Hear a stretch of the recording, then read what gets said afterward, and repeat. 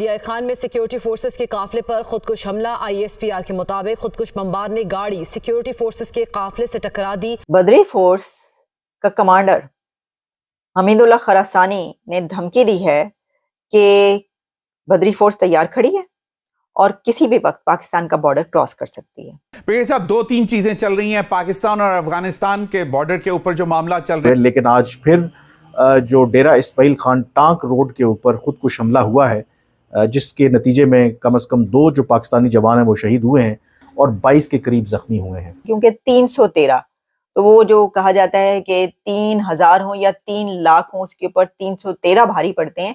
तो ये वही वाले 313 का सिंबल बनाकर उन्होंने अपनी बदरी फोर्स का नाम रखा है। इसका मतलब ये है कि ये सिलसिला जो है वो रुकने वाला नहीं है। वो कह रहे हैं कि Pakistan is reaping what it सोड। अगर पाकिस्तान ईरान के साथ ये गैस पाइपलाइन मंसूबा मुकम्मल नहीं करता तो ईरान को पाकिस्तान की तरफ से $18 बिलियन देने पड़ेंगे पेनल्टी। आज 22 मार्च जुम्मे का दिन और पाकिस्तान के डीआईजी खान में ठुके हैं, पाकिस्तान की सेना को ठोका है। आज फिर जो है टीटीपी आखिर हमारी जो इंटेलिजेंस है वो क्या कर रही है। बात यह है कि अफगानिस्तान की एक कौम तो है, अफगानिस्तान की नेशनलिटी है, उसमें मुख्तलिफ एथनिक ग्रुप्स हैं। और ईरान करेगा क्या? एक तरफ अफगानिस्तान हमले के लिए तैयार है, दूसरी तरफ मुझे लगता है कि वो कहेगा $18 बिलियन निकालो वरना हम भी हमला करने के लिए आ रहे हैं।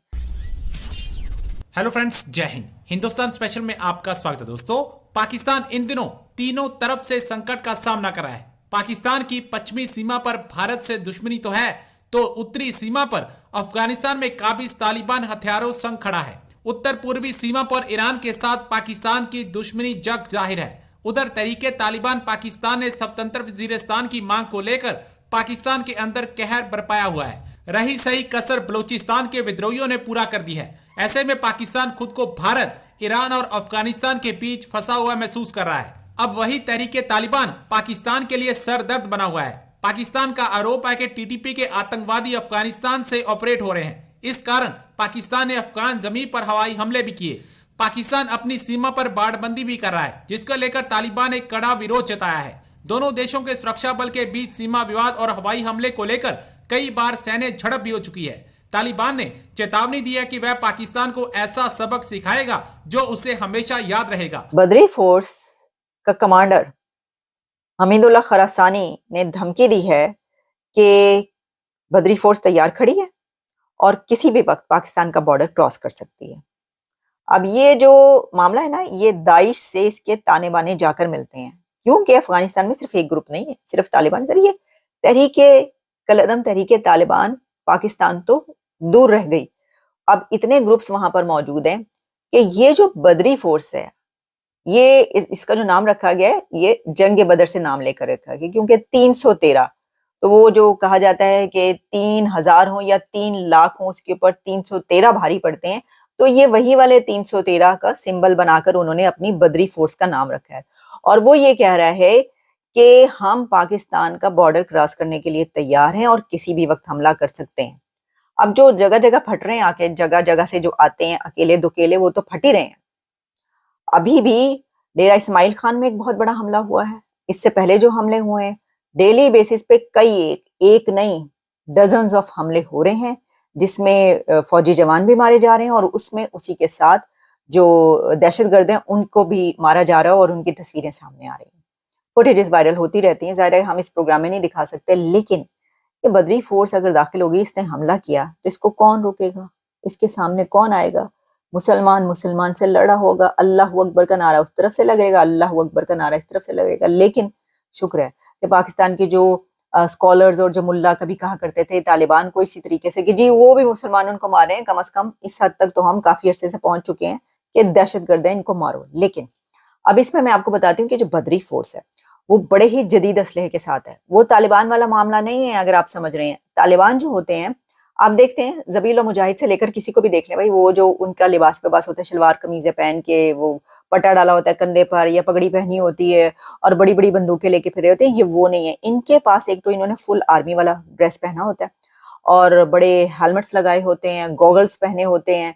इसी के साथ जदीद असलहा इनके पास होता है। पाकिस्तान पर जो कुछ हमले हुए हैं उसमें से कुछ में इस तरह के जो लोग नजर आए तो ये बड़े हैरानी हुई कि इनके पास ये वाले कौन से जो हैं हथियार आ गए कि जिससे ये कहाँ कहाँ देख रहे हैं और ये इतने जदीद हथियारों के साथ और ऐसे ड्रेसिंग में आए हैं।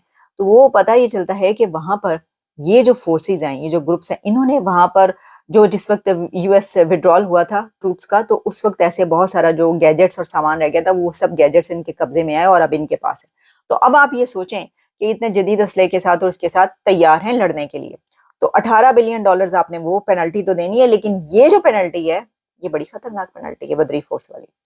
लेकिन देखें, दिलचस्प बात आप ये देखिए कि पाकिस्तान के डिफेंस मिनिस्टर की सारी तवज्जो इंडिया की तरफ है कि इंडिया और अफगानिस्तान की तिजारत नहीं होने देनी। अगर हमारा जो है तालिबान को ना रोका गया तो हम ये करेंगे कि इंडिया और अफगानिस्तान के बीच ट्रेड कॉरिडोर जो है वो बंद कर देंगे। अब अमेरिका डट के खड़ा हो गया और उसने ये कहा है कि ईरान और पाकिस्तान के बीच ये गैस पाइपलाइन नहीं बनेगी।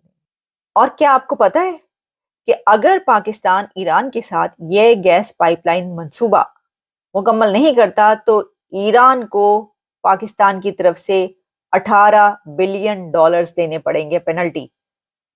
ईरान ने पाकिस्तान पर $18 बिलियन पेनल्टी लगाई है।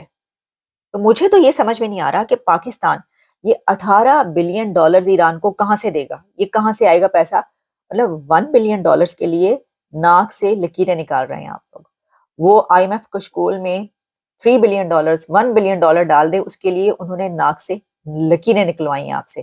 तो ये $18 बिलियन आप कहां से देंगे। लेकिन आज फिर जो डेरा इस्माइल खान टांक रोड के ऊपर खुदकुश हमला हुआ है, जिसके नतीजे में कम से कम 2 जो पाकिस्तानी जवान हैं वो शहीद हुए हैं।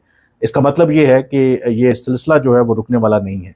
अब ये जो टांक में वाक़या हुआ है, एक फ़ौजी जो कन्वॉय है उस पर जो खुदकुश हमला आवर है उसने अपनी गाड़ी जो टकराई है, जिसके नतीजे में 2 जो पाकिस्तानी जवान शहीद हुए हैं और 22 के करीब ज़ख्मी हुए हैं।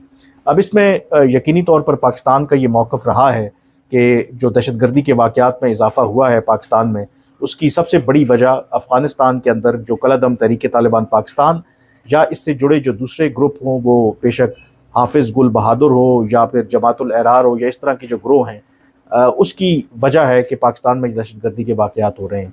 लेकिन आई थिंक अगर ऑब्जेक्टिवली आप इसे देखें कि बेशक इसमें कोई शक नहीं है कि अफ़गानिस्तान के अंदर बड़ी तादाद में दहशतगर्द मौजूद हैं वहाँ पर, लेकिन हमें अपनी जो इंटेलिजेंस है उसको बेहतर बनाने की ज़रूरत है। यानी कि जो 16 मार्च को मीर अली शुमाली वज़ीरिस्तान में वाक़या हुआ, उसमें बारूद से भरी जो गाड़ी है वो जो दहशतगर्द थे उन्होंने टकराई वहाँ पर जो चेक पोस्ट थी मीर अली में। तो सवाल ये पैदा होता है कि वो एक हाई सिक्योरिटी जोन है कि आखिर हमारी जो इंटेलिजेंस है वो क्या कर रही है कि अगर बारूद से भरी जो गाड़ी है वो अगर एरिया में मौजूद है, वो जो मवाद है धमाका खेज वो कहाँ से आया। तो आई थिंक ये वो तमाम जो इश्यूज़ हैं जिसको देखने की ज़रूरत